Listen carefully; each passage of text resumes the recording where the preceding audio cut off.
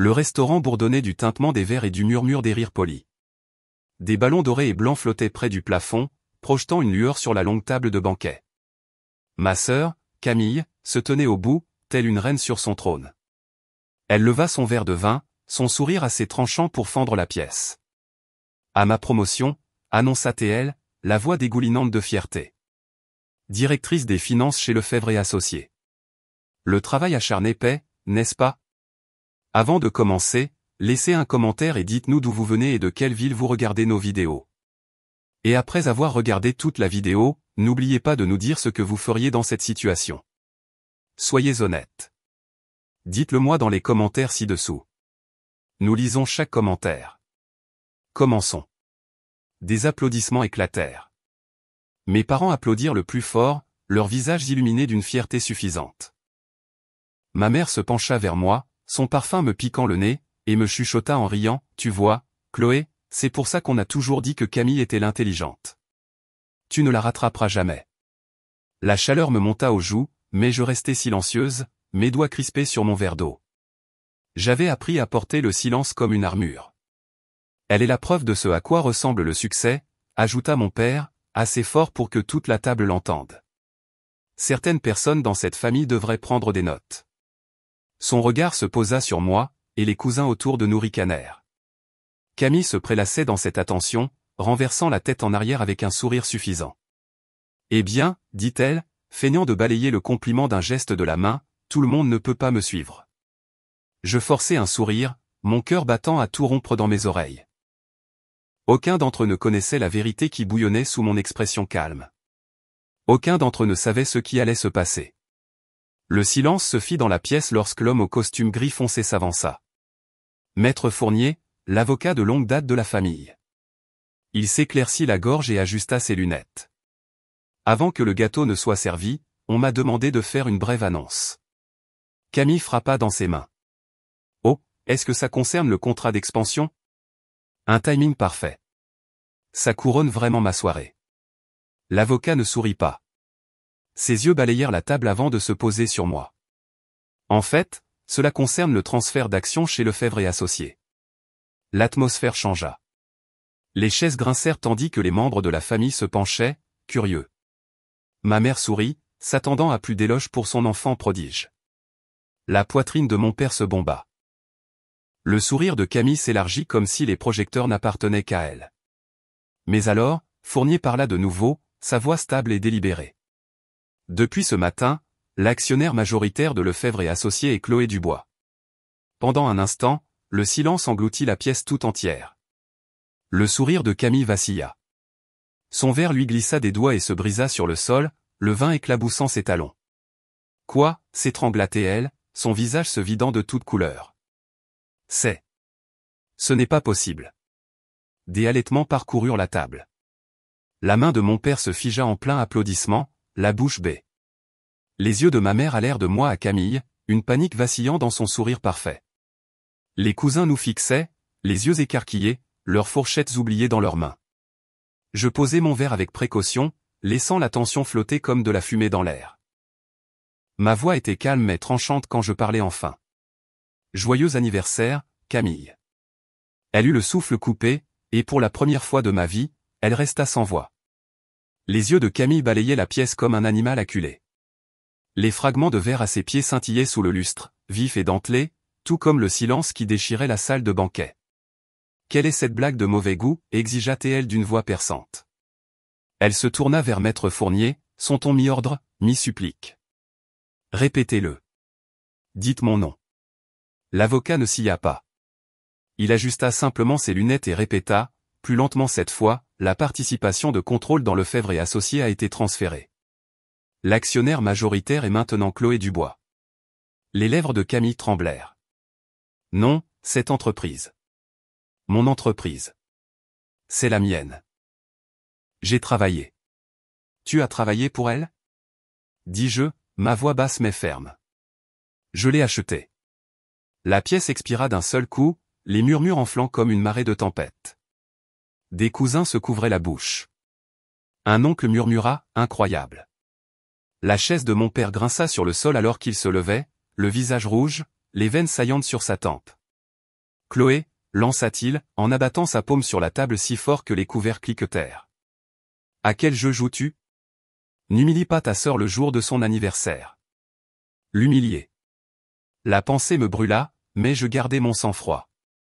J'avais enduré des années de leur pique en public, de leur sourire narquois, de leur comparaison sans fin. Ce soir, c'était l'heure des comptes. Ce n'est pas un jeu, dis-je fermement. Mes mains étaient stables maintenant, aucune trace de la fille tremblante dont il s'était moqué pendant des années. Ce sont des affaires, et l'avocat peut confirmer chaque document. Maître Fournier hocha la tête. Toutes les actions ont été légalement transférées. Les déclarations sont complètes. Chloé détient 51% de l'entreprise. Les genoux de Camille fléchirent, et elle s'agrippa au dossier de sa chaise pour se stabiliser. Ça ne peut pas être en train de se produire. Comment a-t-elle pu? Comment as-tu pu te permettre ça? Sa voix se brisa sur le dernier mot. La question fusa dans les airs. Mes parents se penchèrent en avant, leur visage crispé d'incrédulité. Ma mère siffla, toi? Avec quel argent? Tu arrives à peine à garder ton travail dans cette petite agence de marketing. Je m'autorisai un petit sourire, presque imperceptible. Vous n'avez jamais demandé ce que je construisais pendant que vous étiez occupé à faire l'éloge de Camille. Le souffle de Camille se coinça. Qu'est-ce que tu veux dire? Je m'adossai à ma chaise, calme, maîtrisé. Pendant que tu gravissais les échelons chez Lefebvre et Associés, je construisais les miens. Chaque nuit tardive, chaque client que tu jugeais indigne de toi, je les ai pris. J'ai bâti un portefeuille. J'ai investi quand tout le monde avait trop peur. Et pendant que tu dépensais tes primes en sac à main et en vacances, j'ai acheté des actions, discrètement, patiemment, jusqu'à ce que les chiffres soient en ma faveur. Le silence qui suivit fut plus lourd que les applaudissements dans lesquels Camille s'était prélassée quelques minutes plus tôt. Le visage de mon père s'assombrit, sa mâchoire si serrée que je crus que ses dents allaient se briser. Tu as trahi ta propre sœur, cracha-t-il. Non, dis-je en soutenant son regard. Elle m'a sous-estimé. Vous tous m'avez sous-estimé. Camille se jeta en avant, pointant un doigt tremblant vers moi. Tu as toujours été jalouse. Tu ne supportais pas que je sois la vedette, n'est-ce pas? Ceci est une vengeance. Ces mots me piquèrent, mais pas de la manière qu'elle espérait. Ils n'étaient pas faux, mais ils n'étaient pas non plus toute la vérité. Jalouse, demandai-je d'un ton cinglant. Non, Camille. J'étais invisible. Tu adorais ça. À chaque dîner de famille, à chaque fête, tu te vantais de tes promotions, et il me traitait de raté. Tu m'as dit que je ne te rattraperais jamais. Tu as ri quand je travaillais la nuit pour payer mon loyer. Tu te souviens de ça? Camille ouvrit la bouche, mais aucun mot n'en sortit. Ce soir, il ne s'agit pas de vengeance, continuai-je, ma voix stable, maîtrisée, même si mon cœur battait la chamade. Il s'agit de la réalité, et la réalité est la suivante, je possède l'entreprise. Les promotions, les vantardises, l'attention, tu peux garder tout ça si ça te fait te sentir mieux. Mais le pouvoir, les décisions, l'avenir, tout cela m'appartient maintenant. Un murmure parcourut les membres de la famille assis le long de la table. L'un de mes cousins chuchota, merde. Dans sa barbe. Un autre étouffa un rire, rapidement réduit au silence par le regard furieux de mon père. Les mains de Camille tremblaient si fort qu'elle pouvait à peine soulever sa serviette. Son visage était d'une pâleur fantomatique, son mascara coulant au coin de ses yeux. Elle ressemblait à quelqu'un qui regardait les murs de son royaume soigneusement construit s'effondrer brique par brique. Ma mère rompit enfin la tension, sa voix tremblant de colère. Comment as-tu pu faire ça à la famille? La famille? Le mot avait un goût amer. Je la regardai droit dans les yeux. Où était la famille quand tu m'as dit que je n'arriverais jamais à rien? Quand tu as dit que Camille était l'intelligente, celle qui en valait la peine? La famille n'avait pas d'importance à ce moment-là, n'est-ce pas? L'air était électrique, comme un orage sur le point d'éclater. Camille s'effondra sur sa chaise, la tête dans les mains. Mon père se rassit lentement, toujours furieux, ses poings serrés sur la nappe. Je me levai, ma chaise raclant le sol, le son déchirant le lourd silence. Je ne suis pas venu ici pour me battre. Je suis venu pour clore un chapitre. Camille, tu voulais une soirée pour célébrer ton succès. Ce soir, tu peux célébrer le mien aussi. Camille leva le visage, les yeux humides, les lèvres tremblantes comme si elle voulait crier, mais aucun son ne sortit. Je me penchai juste assez pour qu'elle m'entende clairement. Ma voix était basse, mais elle tomba comme un marteau. Joyeux anniversaire, ma sœur. Considère ça comme ton cadeau. Elle eut le souffle coupé. Et pour la première fois de ma vie, Camille Dubois parut petite. Les ballons d'anniversaire de Camille flottaient faiblement au-dessus d'elle, leurs rubans dorés se balançant dans le courant d'air des ventilateurs de plafond. L'éclat festif de la pièce s'était transformé en un silence tendu et suffocant. Elle restait assise, figée, les jointures blanches sur la serviette posée sur ses genoux. Ce n'est pas réel, marmonnait-elle, presque pour elle-même. Ce n'est pas possible. Tu ne peux pas tout me prendre. Je ne me rassis pas. Je restai debout, la regardant de haut, calme mais inébranlable. Je ne te l'ai pas pris, Camille. Je l'ai mérité. Tu étais tellement occupée à me mépriser que tu ne m'as jamais vu te dépasser. La voix de mon père éclata, brisant le silence fragile. Assez. Son visage était rouge, sa voix assez tranchante pour faire sursauter les cousins au bout de la table. Il me pointa du doigt comme un juge condamnant un criminel. Tu n'es rien d'autre qu'un serpent, Chloé. Poignarder ta propre chair et ton propre sang dans le dos, pourquoi? Pour nous mettre dans l'embarras devant tout le monde? Vous mettre dans l'embarras, répétai-je, mon ton froid, mon cœur martelant ma poitrine. Non, papa. C'est toi qui m'as embarrassé pendant des années. Chaque fois que tu me disais que je n'étais pas assez bien. Chaque fois que tu faisais l'éloge de Camille tout en me rabaissant. Ce soir, il ne s'agit pas d'humiliation. Il s'agit de la vérité. Camille se leva brusquement, sa chaise tombant sur le sol avec un bruit sec. La vérité? La vérité, c'est que tu es amère et mesquine. Tu ne dirigeras jamais une entreprise comme Lefebvre et Associés. Tu n'as pas ce qu'il faut. Sa voix se brisa à la fin, révélant la panique sous sa rage. La salle devint mal à l'aise. Certains membres de la famille essayèrent de détourner le regard. D'autres regardaient comme s'ils étaient au premier rang d'un drame judiciaire. Personne n'osait parler. Je m'approchai, ma voix basse mais traversant l'attention. Si je n'ai pas ce qu'il faut, Camille, pourquoi est-ce que je possède ton entreprise? Le souffle de Camille se coupa, son visage se décomposant. Pendant une seconde, je crus qu'elle allait se jeter sur moi, mais ses mains tremblaient trop. Puis ma mère se leva, ses perles brillant sous le lustre, son visage crispé de fureur. Chloé, écoute-toi. Penses-tu que quelqu'un ici respecte ce que tu as fait? Penses-tu qu'ils vont t'admirer? Tu as acheté ta place. Cela ne te rend pas puissante. Cela te rend cruelle. Je me tournai vers elle, mon expression vive. Cruelle? C'est la meilleure, maman. Où était ta gentillesse quand tu me disais que je serais toujours la seconde? Quand tu disais que Camille était l'intelligente et que j'étais l'erreur avec laquelle tu devais vivre? Ça, c'était de la cruauté. Ce que j'ai fait, c'était de la survie. Ses lèvres se pressèrent en une ligne fine, mais ses yeux sillèrent.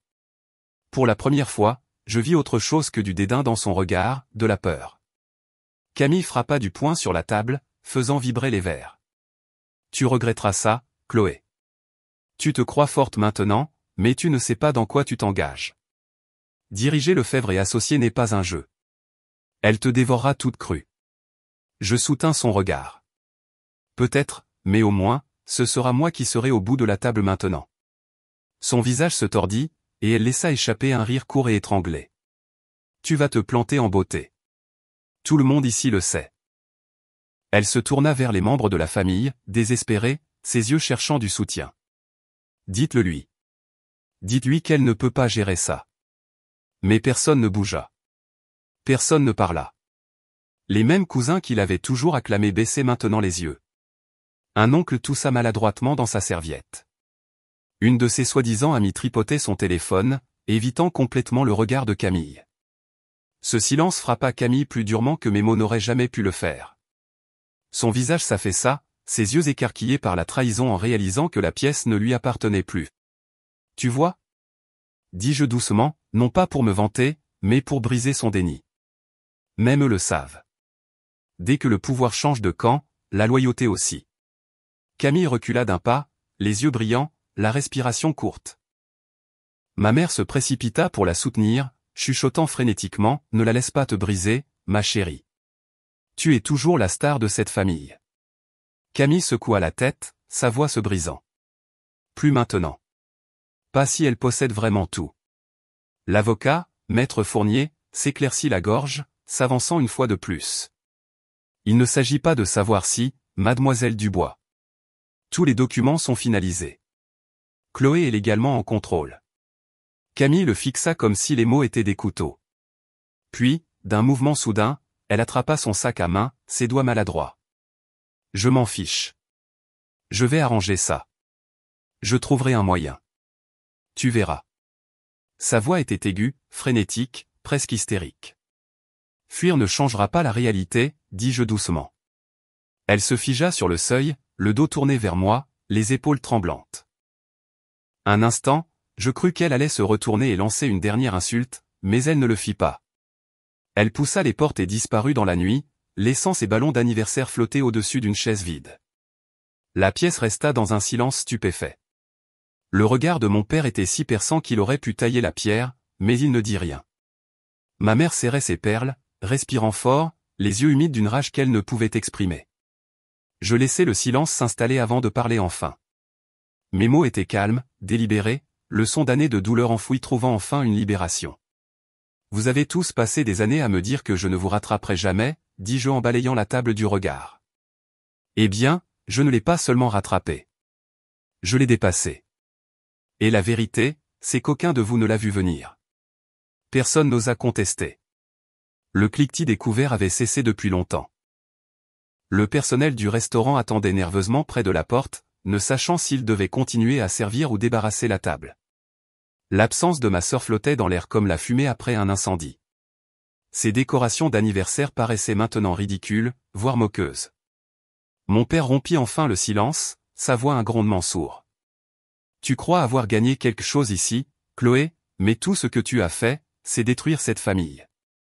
Je le regardai fixement, refusant de me recroqueviller comme je l'avais toujours fait. Non, papa. C'est toi qui as fait ça il y a des années. Chaque fois que tu faisais de moi la risée. Chaque fois que tu disais que Camille était l'intelligente, et que j'étais le potentiel gâché. C'est toi qui as brisé cette famille.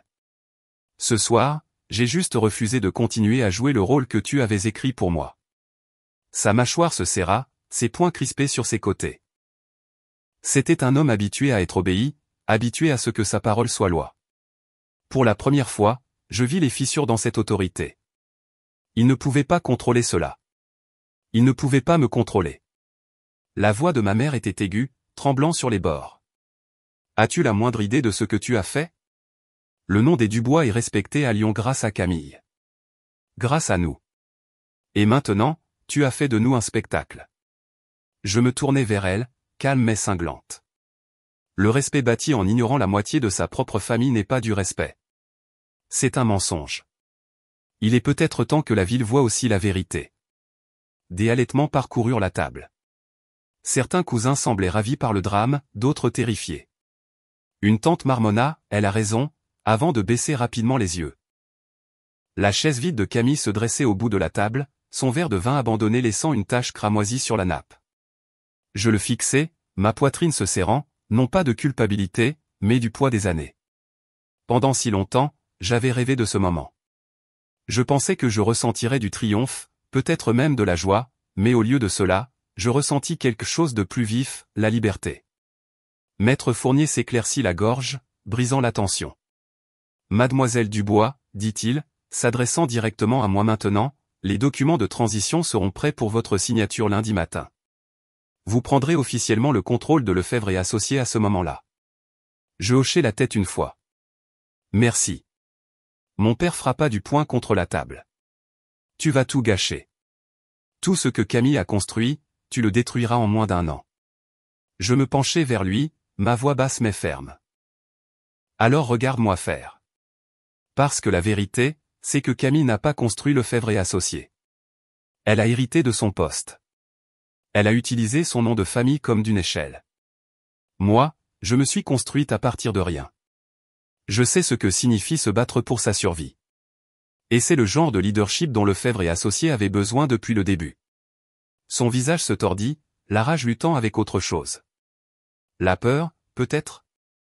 La réalisation que son contrôle sur moi, sur ce récit, était perdu pour toujours. Je me tins droite, ma voix portant à travers la pièce. Je ne dirigerai pas Lefebvre et Associés pour vous prouver quoi que ce soit. Je la dirigerai pour me le prouver à moi-même. Pour prouver que la fille que vous avez méprisée est plus forte que celle que vous avez couronnée. Et que vous approuviez ou non n'a plus d'importance. La pièce éclata en murmures. Certains de mes proches hochèrent légèrement la tête, hésitants mais solidaires. D'autres regardaient, choqués. L'équilibre avait changé. Ma mère attrapa mon bras, désespérée. « Chloé, s'il te plaît. Tu ne comprends pas la pression que tu te mets. Tu vas craquer. » Je retirai mon bras doucement mais fermement. « Tu as tort.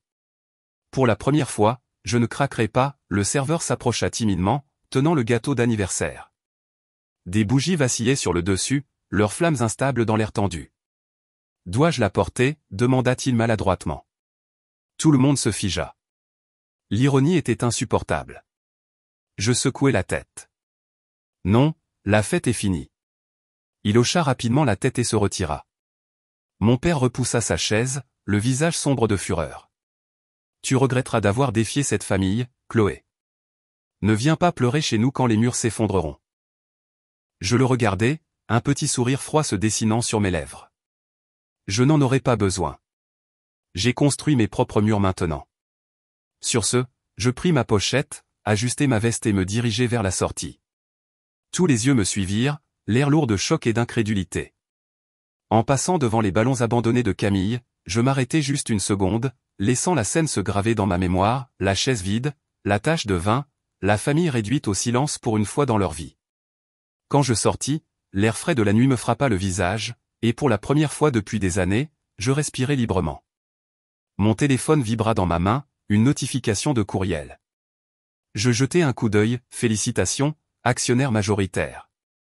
Je laissai échapper un souffle qui était mi-rire, mi-sanglot. Ce n'était pas de la joie. Ce n'était pas de la vengeance. C'était une libération. Les mots de Camille résonnaient faiblement dans mon esprit, tu regretteras ça. Peut-être le regretterai-je. Mais ce soir, pour la première fois de ma vie, le regret n'était pas ce que je ressentais. Je me sentais intouchable. Et alors que les portes du restaurant se refermaient derrière moi, laissant mes parents et leurs murmures dans le passé, je sus une chose avec une certitude absolue, ils ne me regarderaient plus jamais de la même manière.